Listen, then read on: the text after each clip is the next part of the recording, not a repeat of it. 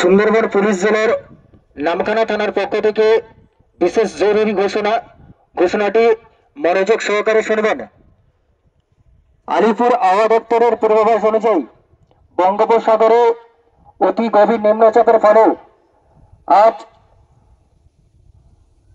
প্রবল বজ্র বিদ্যুৎ সহ প্রবল বর্ষা হওয়ার সম্ভাবনা রয়েছে, সেই সঙ্গে দমকা ঝড়ো হওয়ার সম্ভাবনা রয়েছে।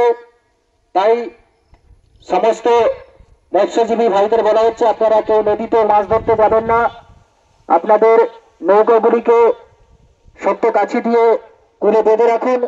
সেই সঙ্গে যেনাদের নদীর কাছাকাছি কাঁচা বাড়ি রয়েছে আপনাদের উদ্দেশ্যে বলা হচ্ছে আপনারা আপনাদের স্থানীয় ঘূর্ণিঝড় আশ্রয় মোকাবিলা কেন্দ্র কিংবা স্কুল গৃহে গিয়ে আশ্রয় নিন। নামখানা থানার পুলিশ প্রশাসন সর্বদা আপনাদের পাশে রয়েছে এবং থাকবে। ধন্যবাদ।